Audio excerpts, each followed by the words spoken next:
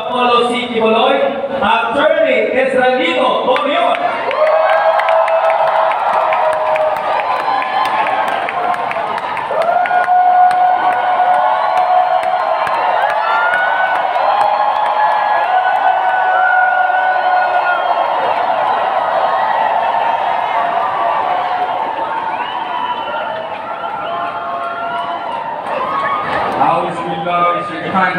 Bismillahirrahmanirrahim.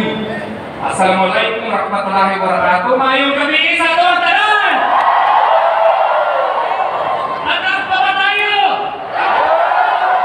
Suportahan ba natin si Pastor?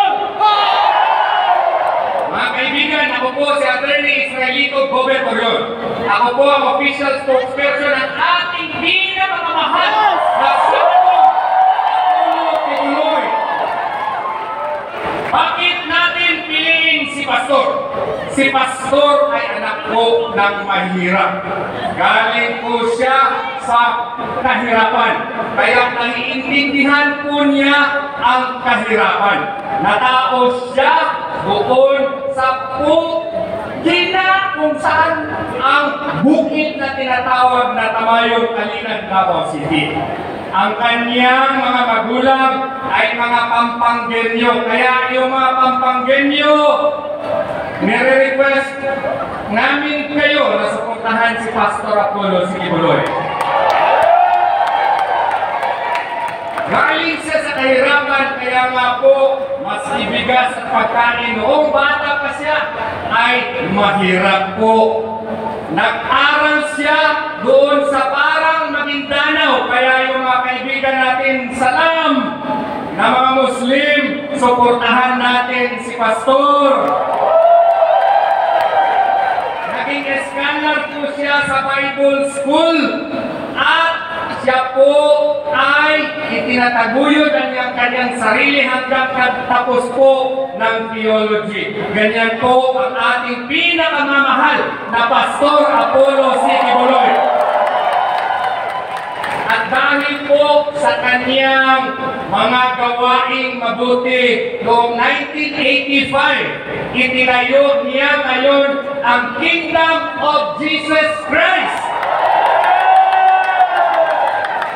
Mula sa 15 lamang na miyembro, tingnan niyo po kung gaano na kadami ngayon ng Kingdom of Jesus Christ. Present po ito sa buong mundo at ngayon po ay isa sa pinaka-respetado na religious organization sa buong mundo po. Galing po ito sa kahirapan, but right now it is one of the most improved religious organization in the country and in the world today. Kibuloy ang nagtayo ng Jose Maria College na isa na pong sikat na eskwelahan dito sa ating mahal na bansa. Kaya nga kami, we are trying our best now to raise money. Bakit po? Kasi ang JMC College Law School po naging qualifier. Isa po sa 6 na colleges and universities na nag-champion sa Asia Pacific at ipadala po kami sa Oxford University sa England. Bakit po nangyari yan? Nangyari yan dahil sa inspirasyon na binigay ni Pastor Apollo Kibuloy sa amin. Ang problema lamang namin, kasi lahat po ng mga bank deposits po ng mga korporasyon ni Pastor at saka pati na nga po sa akin ay freeze po, sinara po. Ganyan po ang aming situation ngayon. Pero alam namin na kaya namin yan sa panalangin lamang. Siya po ang nagtayo ng napakasikat na ngayon na SMNI dito. Ang SMNI lamang ang nagtulong ni Presidente Duterte noong nakaraang eleksyon at saka yung presidente natin ngayon na nakalimutan na ata niya ang tulong ng ating mahal na pastor. Nagkaroon ata ng amnesia ang ating presidente ngayon sa tulong ni Pastor Apollo C. Kibuloy. Tinayo rin ni Pastor Apollo C. Kibuloy ang Suara Sub. Tinayo niya ang Keepers Club International. Tinayo niya ang Children's Home Foundation. At iba-iba pang organisasyon na nandito sa Pilipinas at magiba sa ibang bansa. Yan po si Pastor Apollo C. Kibuloy. Meron siyang kaibigan. Hindi lamang kaibigan, kundi para na niyang kapatid. Tinulungan niya noong eleksyon at naging presidente ang ating pinakamamahal na presidente Rodrigo Duterte. Dahil po sa kanyang suporta ng ating pinakamamahal na presidente Rodrigo Duterte at sa kanyang anak, ang ating Vice Presidente Sara Zimmerman Duterte. Alam na po ninyo kung anong nangyari sa KOJC at sa kay Pastor Apollo C. Kibuloy. Ginawa siyang poster boy ng political harassment of the present administration.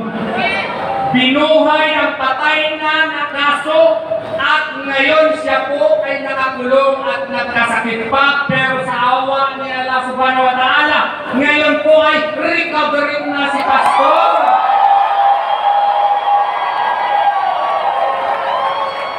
Pero may sakit pa rin siya dahil po ginawa siyang example ng administrasyon na ito para matakot ang mga kababayan natin na sumayin ang present administration. Kayo, tanong, papayag ba kayo niyan?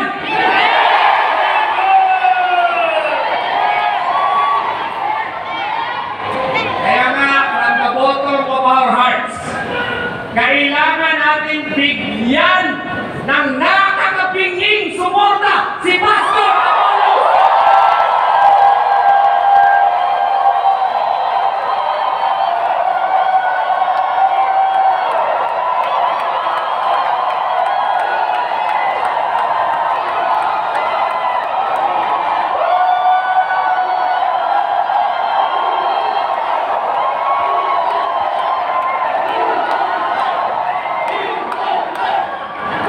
At ang pagsuporta sa kanya has become more compelling in the light of the developments, political developments in our country today. Why? Because of the ongoing impeachment complaint that has been filed against our beloved Vice President Sara Duterte, it has become incumbent upon us to give a definite support not only to Pastor Apollo C. Kibuloy, pero lahat na ng mga iniindorsong kandidato ng ating mahal na presidente, Sir Rodrigo Duterte. Pwede ba yan? Suportahan natin si Pastor Apollo C. Kibuloy, pero suportahan din natin si Senator J.B. Hillo. Suportahan din natin si Kuya Ipe Salvador. Pwede ba yan? Suportahan din natin ang magiting matalino na abogado si Atty. Raul Lambino. Suportahan din natin ang ating pinakamamahal na matapang na general. Sino yan? Si Senator Bato de la Rosa. Suportahan din natin ang gwapo, matalinong abogado. Sino yan? Si Senator Jimmy Bundok. Suportahan din natin ang mga kandidato pang iba. Kundi, sino yun? Yung ating Mr. Malasakit, Senator Bongo. Suportahan din natin yung mahal ni Presidente Duterte. Sino yun? Ang suportado po ng mga katutubo natin, si Senator Kapuyan. At suportahan din natin yung mga party list na nandito po at nagsalita ngayong hapon at ngayong gabi. Pwede ba yun? Bakit po kailangan natin silang suportahan?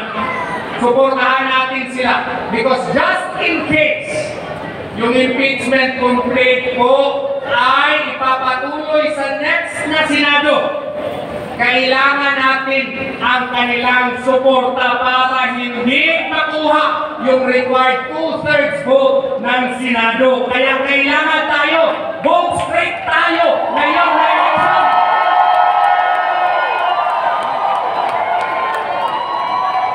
Pero ang tanong, Attorney, bakit kami suportahan si Pastor? Ano ba ang mga panukala niya na isusuporta niya para sa ating mga taong bayan?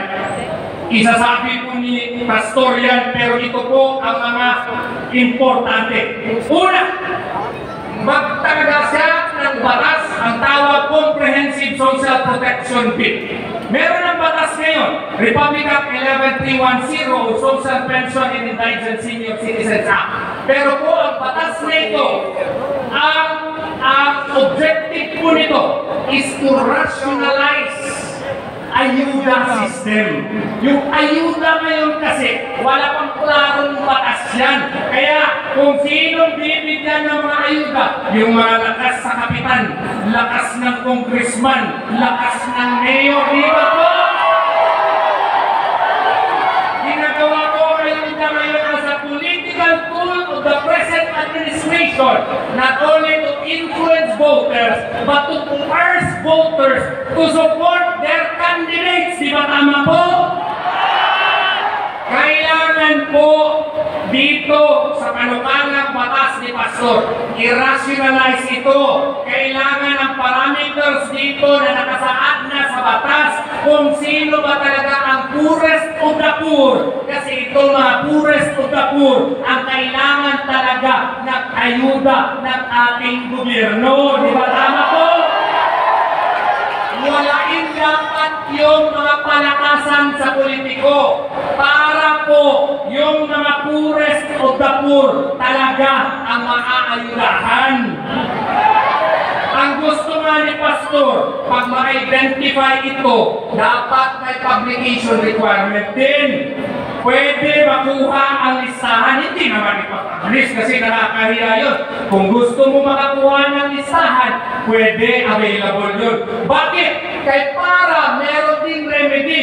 Yung driver ng kapitan, yung kanyang kabit na naging ayuda na, o yung kanyang mga girlfriends, pwede rin questionin doon sa korte para magkaroon ng summary hearing. At kung ma-prove na wala siyang karapatan, pwede siyang tanggalin at palitan. Di ba maganda po?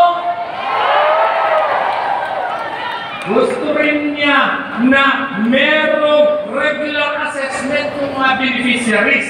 At saka gusto niya holistic ito. Merong healthcare at meron ding housing. Yun ang gusto ni Pastor.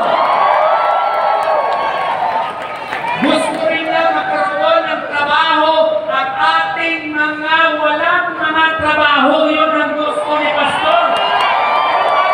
Katulad po sa Kingdom of Jesus Christ, lahat po, halos lahat, ay may trabaho o full-time ministry worker ka.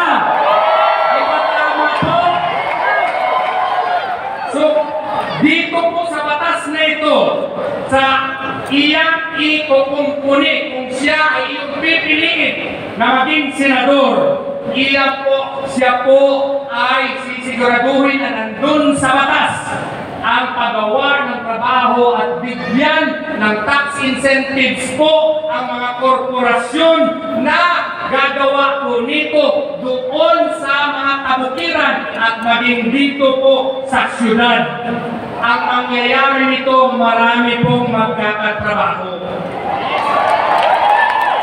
Gusto rin niya ni Pastor na mayroong microfinance support bill para yung gustong magnegosyo, meron po silang kapital para ito inegosyo. At kung may negosyo yung tao, pwede na silang makapagbibigay ng trabaho. Ano ba? Gusto rin ni Pastor na yung OFW, Overseas Filipino Workers, ay suportahan. Paano? Kung pupunta kayo sa Hong Kong, pupunta kayo sa Saudi Arabia, meron pong mga police attaché, meron pong diplomatic attaché, pero kulang ata ng medical and legal attaché. Ang problema po nila ay kailangan sila ng suporta na legal at medical po. Kaya gusto ni Pastor na meron ding continuing education and entrepreneurial skills program para pagbalik niya dito, sila po ay masusuportahan. Si Pastor po ang magiging main warrior sa corruption. Kaya mag-create siya ng Truth Commission po. Ito pong Truth Commission ay maging isang organisasyon na kasama sa ombudsman para sila po ang mag-iimbestiga sa mga kurakot sa gobyerno. Gusto ba natin yan? Kaya ngayong gabi, ating pakikinggan ang